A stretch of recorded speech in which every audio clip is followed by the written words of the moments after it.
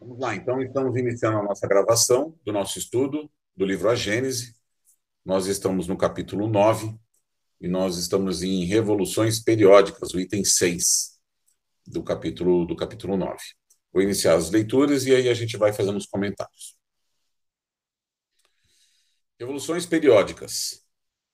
Além do seu movimento anual em torno do Sol, que produz as estações, do seu movimento de rotação sobre si mesma em 24 horas, que resulta no dia e na noite, a Terra tem um terceiro movimento que se completa em cerca de 25 mil anos, ou, mais exatamente, em 25.868 anos, e que produz o fenômeno designado em astronomia sob o nome de precessão dos equinócios. Esse movimento, que não se pode explicar em poucas palavras, sem o auxílio de figuras e sem uma demonstração geométrica, consiste numa espécie de oscilação circular que se tem comparado a um peão a morrer, em virtude da qual o eixo da Terra, mudando de inclinação, descreve um duplo cone cujo vértice está no centro do planeta, abrangendo as bases desses cones a superfície circunscrita pelos círculos polares, isto é, uma amplitude de 23 graus e meio de raio. O equinócio é o instante em que o Sol, passando de um hemisfério a outro, se encontra perpendicular ao Equador, o que acontece 2 vezes por ano, a 21 de março, quando o Sol passa para o hemisfério boreal, e a 22 de setembro, quando volta ao hemisfério austral. Mas, em consequência da mudança gradual na obliquidade do eixo, o que acarreta outra mudança na obliquidade do Equador sobre a eclíptica, o momento do equinócio avança cada ano de alguns minutos, 25 minutos e 7 segundos. É este avanço que é chamado precessão dos equinócios, do latim praecessão, ação de preceder. Com o tempo, esses poucos minutos fazem horas, dias, meses e anos, resultando daí que o equinócio da primavera, que agora se verifica no mês de março, em dado tempo se verificará em fevereiro, depois em janeiro, depois em dezembro. Então, o mês de dezembro terá a temperatura de março, e março a de junho, e assim por diante.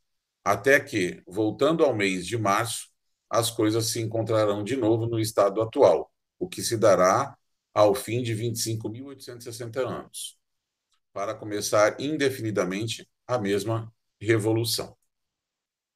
Tem uma nota de Kardec aqui, 104. A precessão dos equinócios provoca uma mudança a que se opera na posição dos signos do zodíaco. A Terra, girando em torno do Sol, em um ano, à medida que avança, o Sol, cada mês, se encontra diante de uma nova constelação. Estas são em número de 12, a saber, Carneiro, Touro, Gêmeos, Câncer, Leão, Virgem, Balança, Escorpião, Sagitário, Capricórnio, Aquário e Peixes. São chamadas constelações zodíacas ou signos do zodíaco e formam um círculo no plano do equador terrestre. Conforme o mês do nascimento de um indivíduo, disse que ele nascera sob tal ou qual signo. Daí os prognósticos da astrologia. Mas, em virtude da precessão dos equinócios, acontece que os meses já não correspondem às mesmas constelações. Alguém que nasça no mês de julho já não está no signo de Leão, porém no de Câncer. Cai, assim, a ideia supersticiosa ligada à influência dos signos. Ele não deixa nada de fora, né? Desse movimento cônico do eixo, resulta que os polos da Terra não olham constantemente os mesmos pontos do céu. que a estrela polar nem sempre será estrela polar, que os polos gradualmente se inclinam mais ou menos para o Sol e recebem dele raios mais ou menos diretos. É por isso que a Islândia e a Lapônia, por exemplo, localizadas no Círculo Polar, poderão, em dado tempo, receber raios solares como se estivessem na latitude da Espanha e da Itália, e que, na posição do extremo oposto, a Espanha e a Itália poderão ter a temperatura da Islândia e da Lapônia, e assim por diante, a cada renovação de período de 25 mil anos. Só ver aqui tem mais uma nota. O deslocamento gradual das linhas exotérmicas, fenômenos que a ciência reconhece de modo tão positivo como o deslocamento do mar, é um fato material que apoia esta teoria. As consequências desse movimento ainda não puderam ser determinadas com precisão, porque somente se tem podido observar uma pequena parte de sua revolução. Há, pois, a esse respeito, apenas presunções, algumas das quais com caráter de certa probabilidade. Essas consequências são: primeiro, o aquecimento e o resfriamento alternativo dos polos, e, por conseguinte, a fusão dos gelos polares durante a metade do período de 25 mil anos, e a nova formação deles durante a outra metade desse período. Por conseguinte, os polos não estariam condenados a uma perpétua esterilidade, cabendo-lhes gozar, por sua vez, dos benefícios da fertilidade. Segundo, o deslocamento gradativo do mar, que, pouco a pouco, invade as terras litorâneas e põe outras a descoberto, para de novo as abandonar, voltando ao seu leito anterior. Esse movimento periódico, renovado indefinidamente, constituiria uma verdadeira maré universal de 25 mil anos. A lentidão com que se opera esse movimento do mar torna o fenômeno quase imperceptível para cada geração, fazendo-se, porém, sensível ao cabo de alguns séculos. Ele não pode causar nenhum cataclismo súbito, porque os homens se retiram de geração em geração à proporção que o mar avança, e avançam pelas terras de onde o mar se retira. É a essa causa mais que provável que alguns cientistas atribuem o afastamento do mar de certas costas e sua invasão em outras partes. O deslocamento demorado, gradual e periódico do mar é um fato que a experiência comprova, atestado por inúmeros exemplos em todos os pontos do globo. Tem por efeito o entretenimento das forças produtivas da Terra. A longa imersão é para os terrenos um tempo de repouso, durante o qual eles recuperam os princípios vitais esgotados por uma não menos longa produção.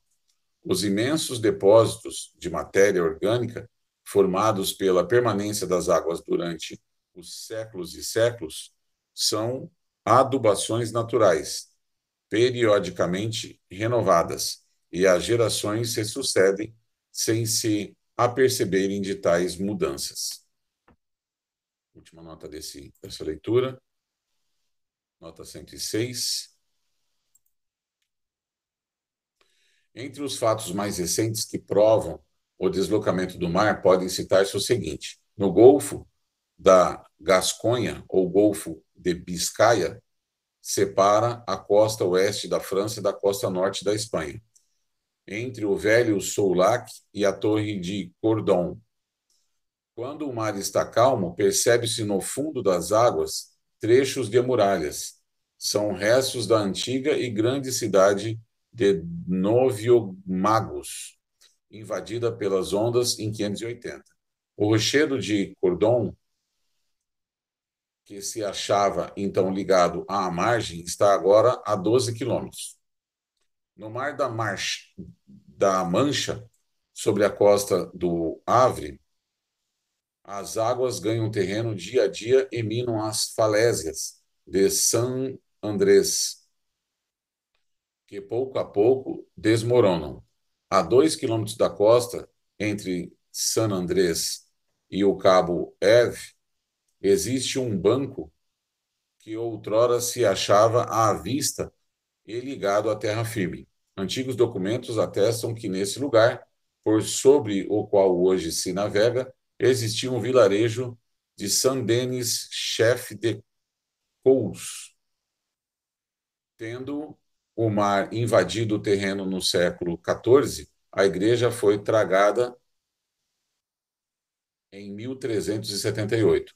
Dizem que, com um bom tempo, é possível ver-se os seus destroços no fundo do mar. Em quase toda a extensão do litoral da Holanda, o mar só é contido à força de diques, que se rompem de tempos em tempos.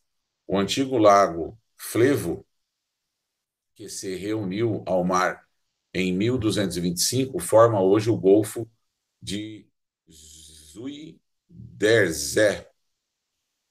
Essa irrupção do oceano tragou várias povoações. Segundo isso, o território de Paris e da França toda seria um dia novamente ocupado pelo mar, como já foi muitas vezes, conforme o demonstram as observações geológicas. Então, as partes montanhosas formarão ilhas, como o são agora Jersey, Guernsey e a Inglaterra, outrora contíguas ao continente. Navegar-se-á por sobre regiões que atualmente se percorrem em estradas de ferro. Os navios aportarão em Monte Matre, no Monte Valeriano, nos outeiros de Saint-Cloud e de Meudon. Estou gastando aqui, hein? Os bosques e florestas, agora lugares de passeio, ficarão sepultados nas águas, cobertos de limo e povoados de peixes em vez de pássaros. O dilúvio bíblico não pode ter tido essa causa, pois que foi repentina a invasão das águas e de curta duração a permanência delas, ao passo que, de outro modo, essa permanência teria sido de muitos milhares de anos e ainda duraria, sem que os homens se dessem conta disso. Comentários?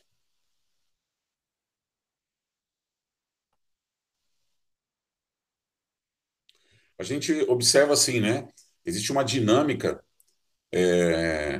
que a gente olhando do ponto da onde a gente está e até onde o nosso olhar ou o nosso pensamento consegue alcançar, a gente não tem muito a dimensão dele, né? Porque um ciclo de 25 e 25 mil anos é algo que a gente não consegue mensurar quais são as revoluções que vão acontecer, todas as transformações que vão acontecer no nosso planeta e todo o impacto que isso gera em tudo que vem pela frente, né? É uma revolução lenta, é uma coisa gradual, que vai acontecer pouco a pouco, mas inevitavelmente é algo que já vem acontecendo e que permanecerá acontecendo. Então, aquilo que nós conhecemos, essa vida como nós estamos acostumados hoje, nesse ciclo de 25 mil anos que nós estamos, ela é completamente diferente dos 25 mil anos anteriores, né? Porque a vida se deu de uma outra forma. E será muito diferente no próximo 25 mil anos, quando esse ciclo se completar. Então, nós aqui na nossa vida, na nossa forma de viver, a gente está muito acostumado com as nossas coisas do nosso dia a dia. E existe um ciclo muito grande, um ciclo muito maior, que é esse ciclo de 25 mil anos, que não repercute diretamente aqui no nosso cotidiano, mas que vai repercutir na nossa vida e visão de espírito, porque o nosso espírito é imortal, né? Então, essa nossa vida vai passar, assim como outras passarão, né? Outras vidas nossas, né? Outras vidas do Ricardo vão passar durante esses 25 mil anos que eu vou existir várias vezes aqui no planeta e vou me adaptando a esse processo de transformação que a Terra precisa, que, como ele diz aqui, até como uma forma de até como uma forma do próprio planeta se renovar, né? O planeta ele vai se recompondo, ele vai se renovando. Lugares onde são altamente produtivos precisam de um tempo para descansar, para voltar a ser produtivo depois, né? Então, é uma reciclagem do planeta. Então, como que eu sempre falo isso, a generosidade de Deus, né? De criar as coisas com ciclos. A gente já falou sobre os ciclos que acontecem é, universal, né? E o ciclo do próprio planeta se recompondo, se restabelecendo para que a vida possa aqui permanecer, né? Por longo tempo.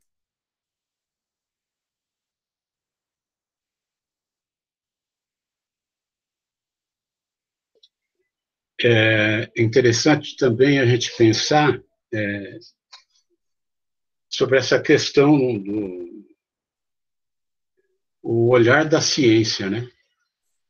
Que é a nossa segurança, né? É a nossa.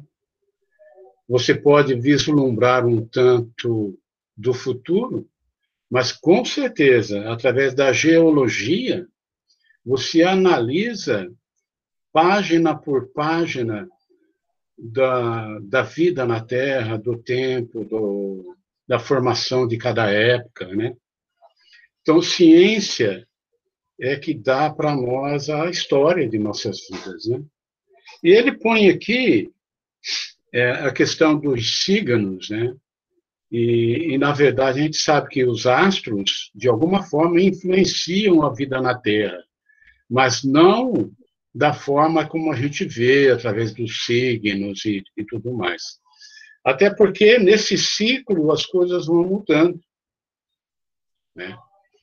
E ele fala que a primavera, em um determinado tempo, será dentro do período atual, mas irá mudar também, né? Nós teremos talvez um período diferente dentro do que hoje é, daqui a centenas de anos, né? Então não tem como. Esse é o olhar da ciência, que é onde você pode imaginar uma parte do futuro, mas com certeza avaliar o passado com segurança, né?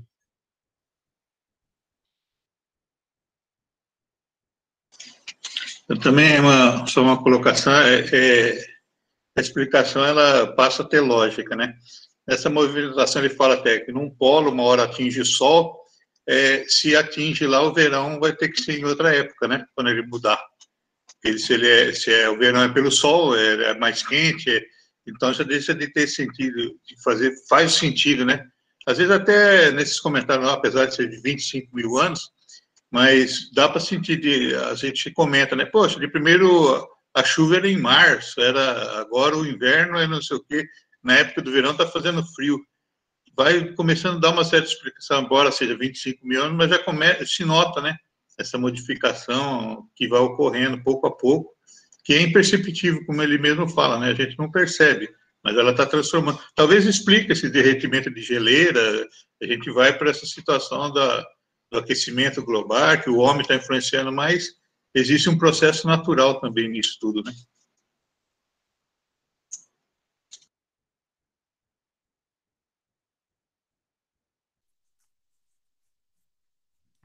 Vamos lá. Cataclismos futuros. As grandes comoções da Terra têm se produzido nas épocas em que a crosta sólida do planeta, em virtude de sua fraca espessura, quase não oferecia nenhuma resistência à efervescência das matérias incandescentes do seu interior.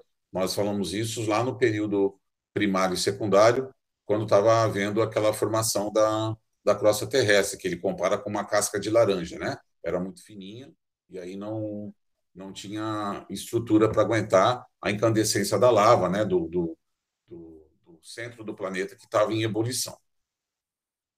Tais comoções foram diminuindo de intensidade à proporção que aquela crosta se consolidava. Numerosos vulcões já se acham extintos, enquanto outros estão soterrados pelos terrenos de formação posterior. Certamente ainda poderão produzir-se perturbações locais, por efeito de erupções vulcânicas, da eclosão de alguns vulcões novos, ou em virtude de inundações repentinas de algumas regiões.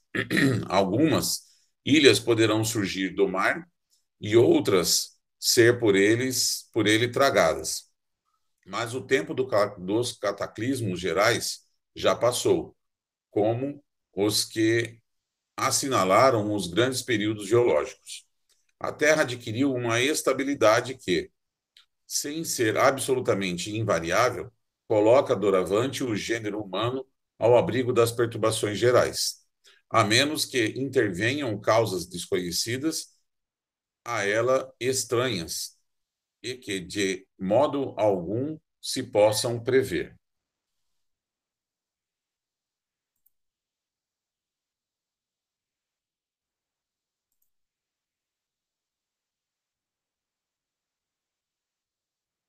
Nota 107. No dia 26 de dezembro de 2004, ondas gigantescas de até 12 metros de altura invadiram o litoral de 12 países no sul da Ásia, especialmente a Indonésia, onde causaram maiores danos, mas se estendendo também à Oceania e à costa oriental da África.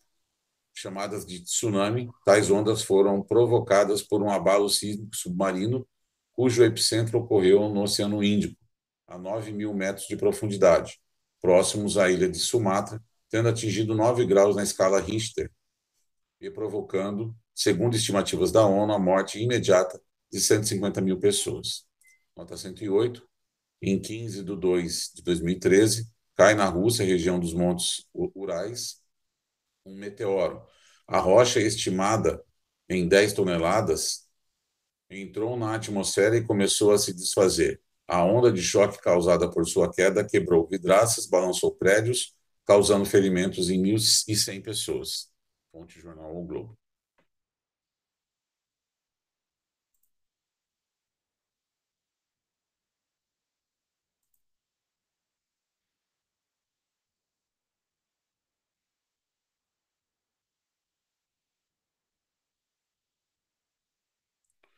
Por sua natureza, não, aqui, né?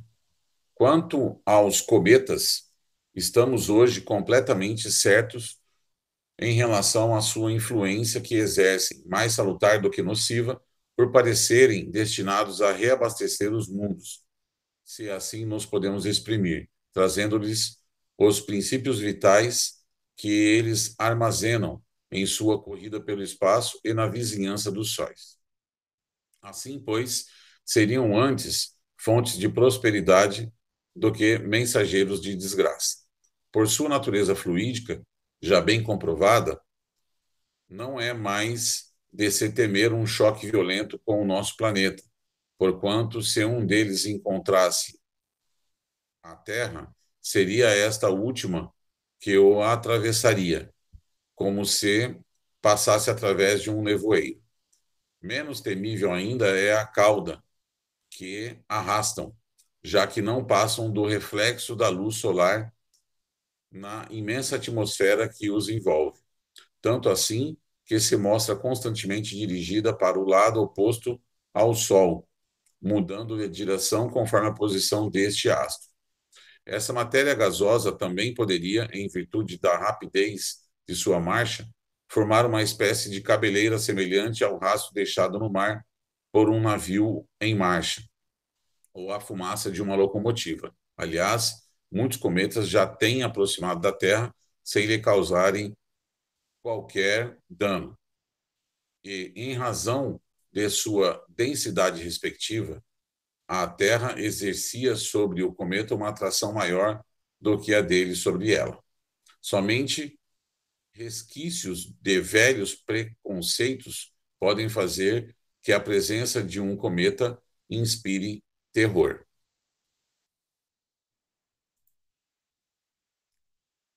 Nota de Allan Kardec: o cometa de 1861 atravessou a órbita da Terra, num ponto do qual esta se achava a uma distância de apenas 20 horas. A Terra esteve, portanto, mergulhada na atmosfera dele, sem que daí resultasse qualquer acidente. Deve-se igualmente relegar entre as hipóteses quiméricas a possibilidade do encontro da Terra com outro planeta. A regularidade e a invariabilidade das leis que presidem os movimentos dos corpos celestes tiram toda a possibilidade de semelhante encontro.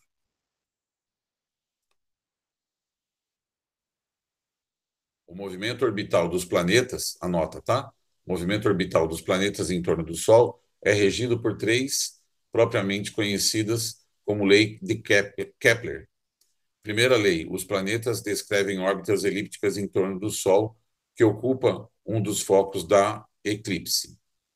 Segunda lei, as áreas percorridas pelo raio vetor, reta em que une um planeta ao Sol, são proporcionais ao tempo gasto em percorrê-las. Terceira lei, os quadrados dos tempos de revolução são proporcionais aos cubos dos semi-eixos maiores das órbitas. A Terra, no entanto, terá um fim. De que maneira? Isso ainda pertence ao domínio das hipóteses, como, porém, ela ainda se acha longe da perfeição que pode alcançar e da ancianidade que lhe indicaria o declínio, seus habitantes atuais podem estar certos de que tal fato não se dará no decorrer do tempo em que eles vivem. Fisicamente, a Terra teve as convulsões de sua infância. Entrou agora num período de relativa estabilidade, na do progresso pacífico, que se realiza pelo retorno regular dos mesmos fenômenos físicos e pelo concurso inteligente do homem, mas ainda está em pleno trabalho de gestação do progresso moral. Aí residirá a causa de suas maiores comoções. Até que a humanidade haja crescido suficientemente em perfeição, pela inteligência e pela prática das leis divinas, as maiores perturbações serão causadas mais pelos homens do que pela natureza, isto é, serão antes morais do que físicas. Comentários?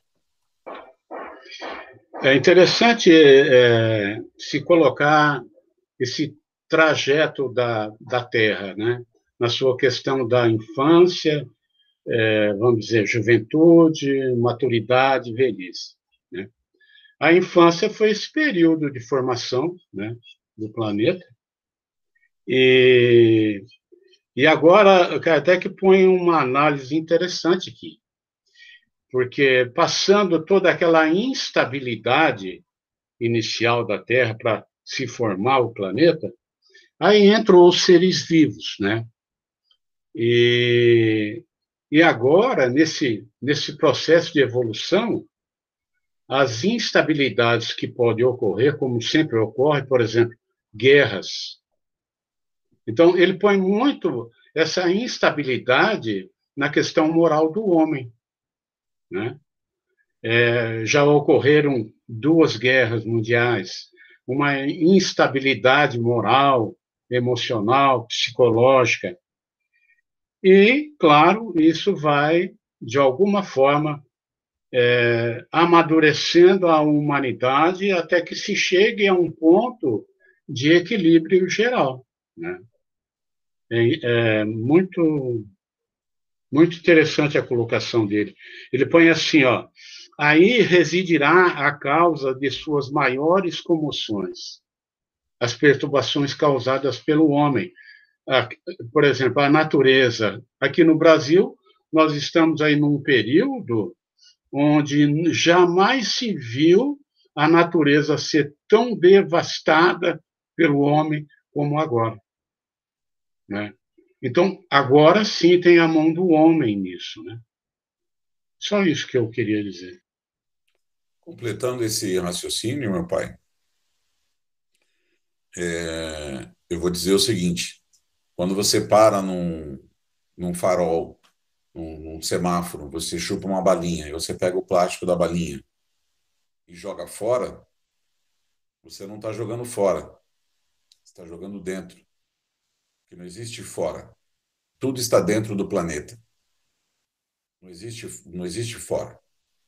Ah, eu estou me livrando de tal sujeira, não estou cuidando do meu lixo, não estou cuidando das minhas coisas, não estou cuidando da natureza, não estou cuidando das coisas. Achando que eu moro aonde? Não, mas aqui no meu bairro, na minha casa, não vai pegar, né? Não existe fora. Está todo mundo dentro da mesma bolinha, né? E não tem fora, a não ser. Inclusive, a gente estava. Eu estou acompanhando, estudando, né? Falando um pouquinho sobre essa questão da conquista espacial, né? Do Musk, né? Da Tesla, que está, enfim, fazendo a cobertura aí de internet, né? Para fora, tal. A quantidade de lixo espacial que nós estamos gerando, nós já estamos conseguindo poluir o universo. Não satisfeitos apenas em destruir o nosso planeta, nós já estamos poluindo o espaço. Né? O espaço está cheio de poluição da nossa conquista espacial. Então, isso é efeito da nossa moralidade, da nossa falta de moralidade. Né? A nossa condição moral é que está fazendo a gente destruir o nosso planeta. E aí, sim, a natureza vai reagir de acordo com a forma como a gente maltratar ela. Talvez não estivessem nos desígnios e no planejamento da natureza algumas coisas que a gente tem vivenciado, né? Algumas coisas que têm gerado dificuldades, né, para a raça humana.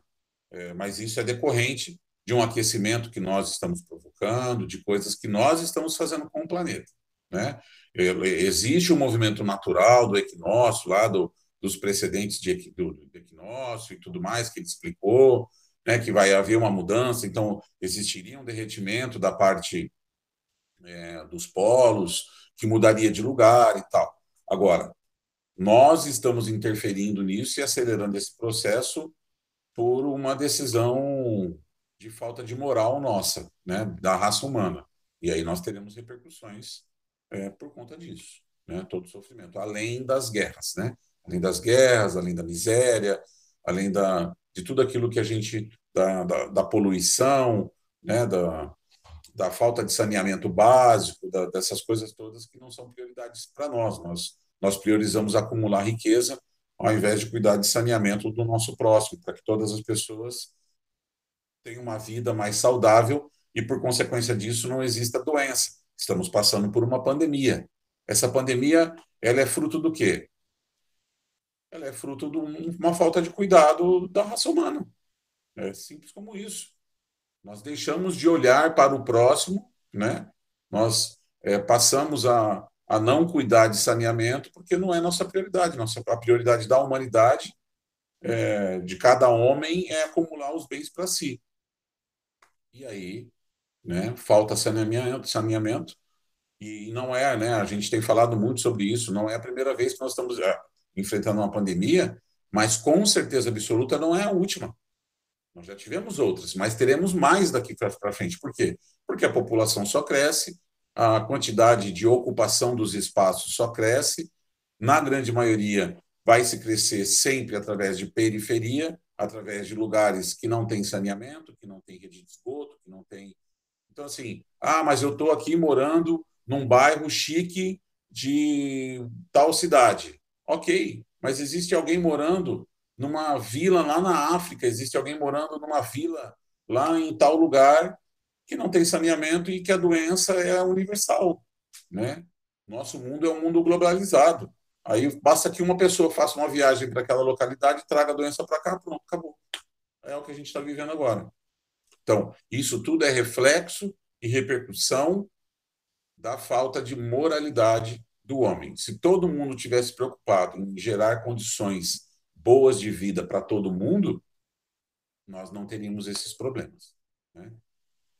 É mais ou menos nessa linha que eu queria fazer o meu comentário.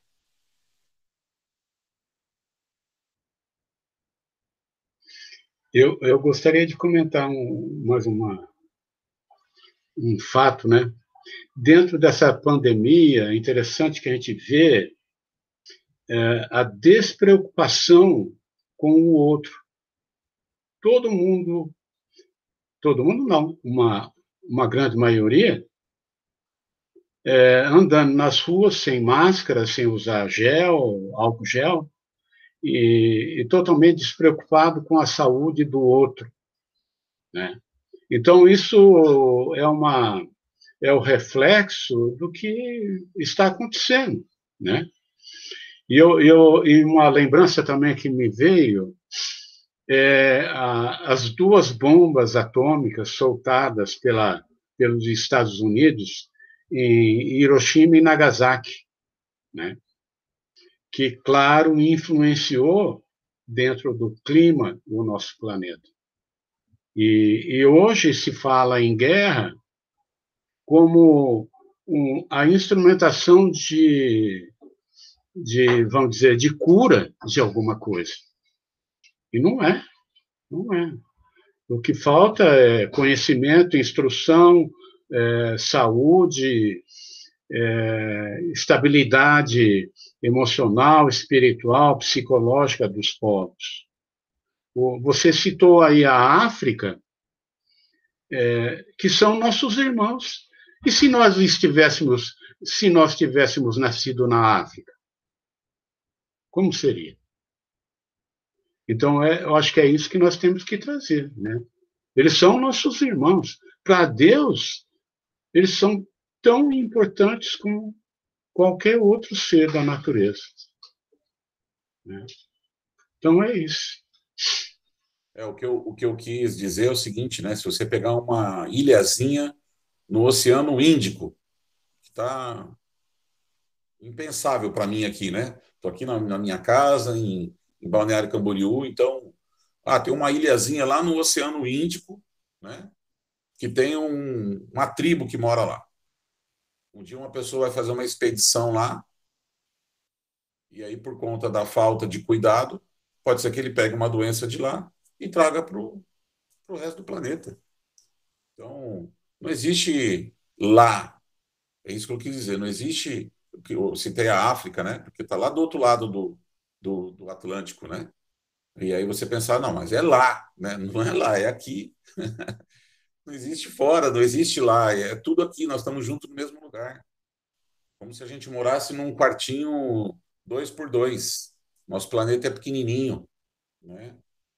E é isso, né? Esse é o reflexo da nossa condição. Se você pegar, por exemplo, a questão do desenvolvimento de armas biológicas, né, que o homem tem, né, durante a Guerra Fria e durante o comportamento, né, do pré-guerra ali, de todo mundo com nervos à flor da pele, todo mundo pensando em desenvolver coisas que pudesse acabar mais rapidamente com o seu adversário, com o seu oponente, nós desenvolvemos coisas inimagináveis, né?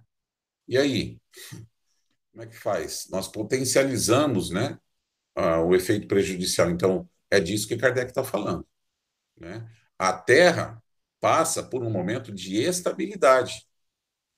Não vamos imaginar que tudo isso que está acontecendo, né, são coisas decorrentes de uma instabilidade do nosso planeta. Não, o nosso planeta passa por uma madureza. Ele passa por um processo, por uma fase que deveria ser mais estável. Mas tem um bichinho que mora, né, que é parecido com uma bactéria que mora nesse planeta, que se chama raça humana, que vem fazendo tudo isso que a gente vem fazendo com o nosso planeta.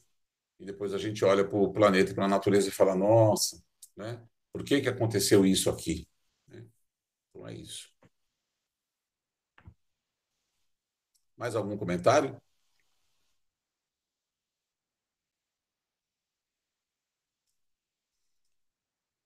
Vamos lá. Aumento e diminuição do volume da Terra. Já vou ler a nota antes. Para mais detalhes, veja-se Revista Espírita de setembro de 1868. O volume da Terra aumenta, diminui ou permanece estacionário? Alguns, para sustentar que o volume da Terra aumenta, se baseiam no fato de as plantas darem ao solo mais do que dele tiram, o que é verdade, num sentido, mas não em outro. As plantas se nutrem tanto e até mais de substâncias gasosas que aurem na atmosfera, quanto das que sugam pelas raízes.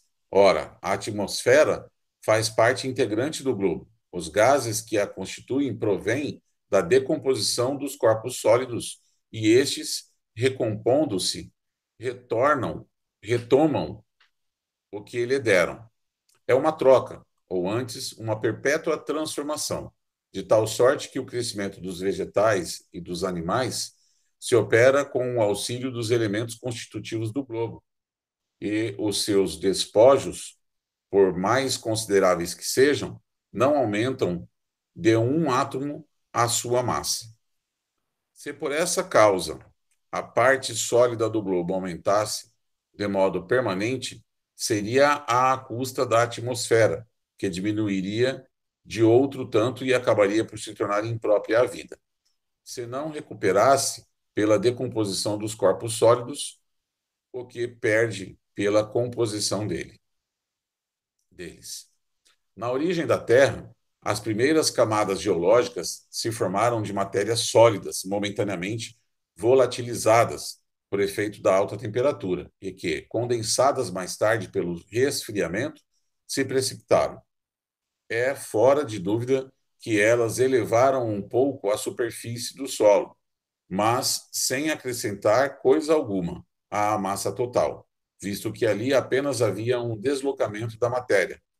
Quando a atmosfera, expurgada dos elementos estranhos que continham em suspensão, se encontrou em seu estado normal, as coisas tomaram o curso regular, em que depois seguiram. Hoje, a menor modificação na constituição da atmosfera acarretaria forçosamente a destruição dos habitantes da Terra, mas também é provável que novas raças se formassem noutras condições. Considerada desse ponto de vista, a massa do globo, isto é, a soma das moléculas que compõem o conjunto de suas partes sólidas, líquidas e gasosas, incontestavelmente a mesma, desde sua origem.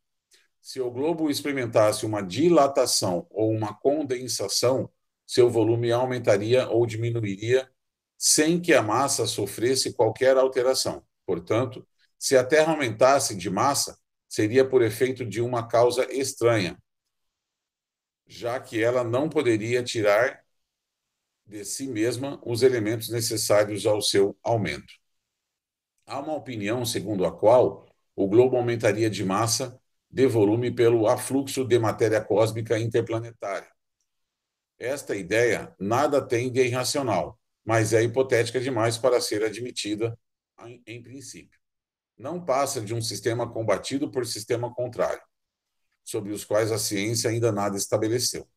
Eis aqui, a tal respeito, a opinião do eminente espírito que editou os sábios estudos uranógrafos, inseridos no capítulo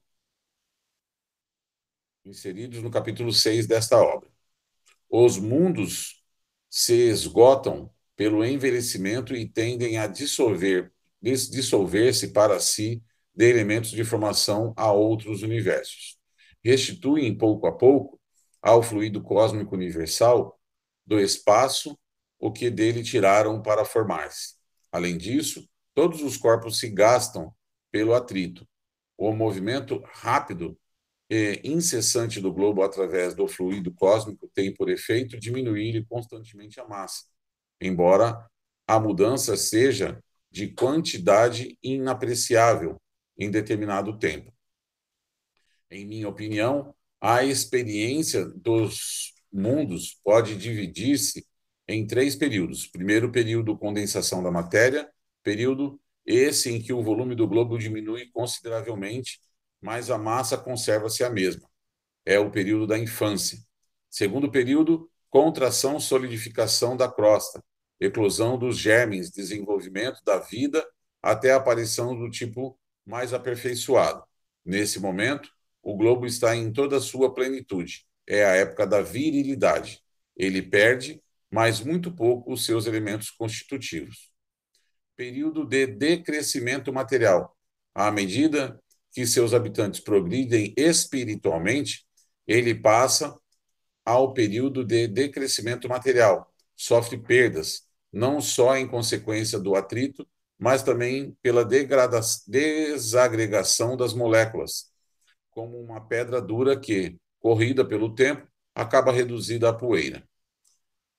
Em seu duplo movimento de rotação e translação, ele entrega ao espaço parcelas fluídicas de sua substância, até o momento em que se completa a sua dissolução.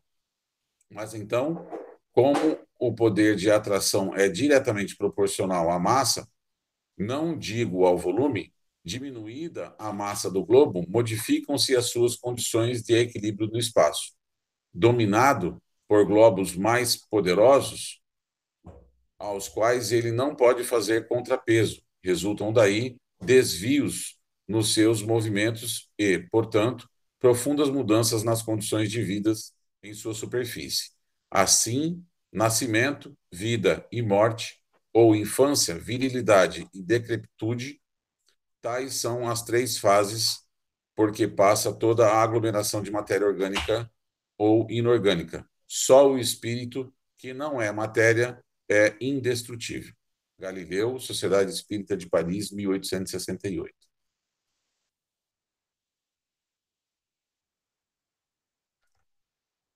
Impressionante, né?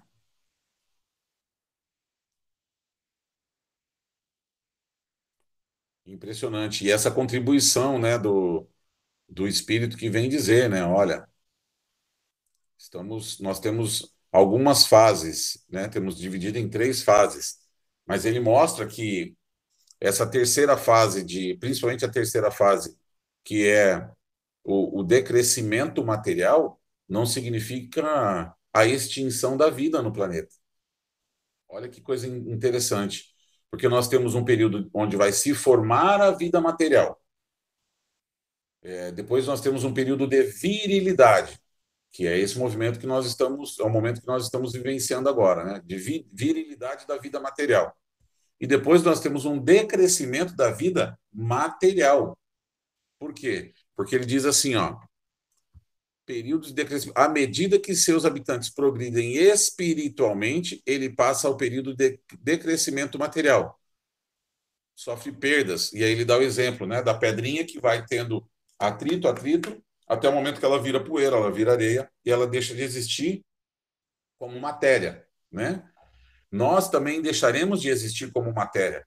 E o livro dos Espíritos, nas perguntas, no diálogo de Kardec com a espiritualidade, já traz isso para nós, explicando que a vida se altera de acordo com a nossa evolução espiritual, mostrando que quanto mais evoluído espiritualmente, menos nós temos necessidade da matéria física, da composição orgânica, que a vida em planetas mais evoluídos ela é mais sutil, que do ponto de vista do espírito ainda é matéria, como se nós estivéssemos reencarnando somente no nosso perispírito ou numa matéria muito sutil, num fluido muito sutil, né? Mas que para o espírito, que é somente luz, aquilo ainda é matéria, né? O espírito, que é só uma consciência, aquilo ainda é matéria, né? Mas é uma matéria muito mais sutil do que hoje nós estamos aqui. Eu brinco de dizer que nós estamos encarniçados por causa da carniça, né? Por causa do corpo, né?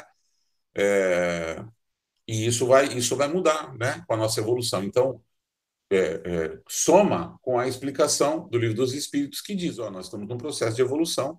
Em algum momento, esse mundo será um mundo evoluído, que nós não precisaremos mais nos alimentar como nós nos alimentamos, né? A nossa vida será muito mais extensa, né? Nós não teremos tantos ciclos, né? A vida será muito maior, porque a gente já não vai ter mais essa constituição física que se acaba, que se deteriora com o tempo, né? Então teremos experiências mais prolongadas, e, enfim, tudo aquilo que a doutrina vem trazendo para nós, né? Algum comentário?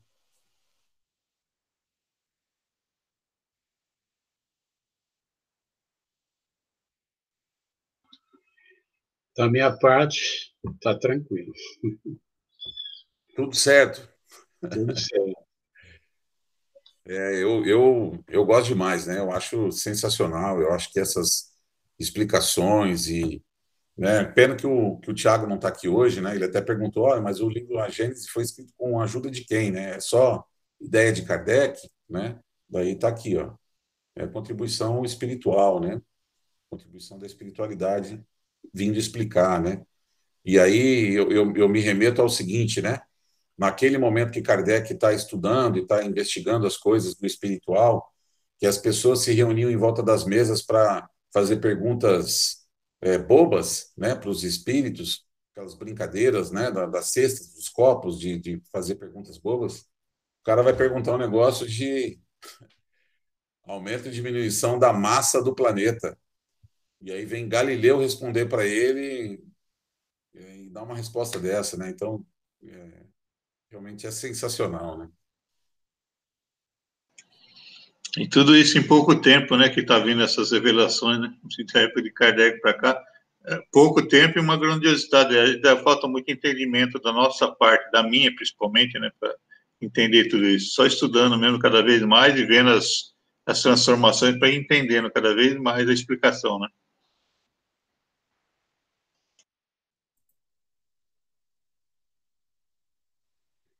Legal a gente pensar nessa ciência, né?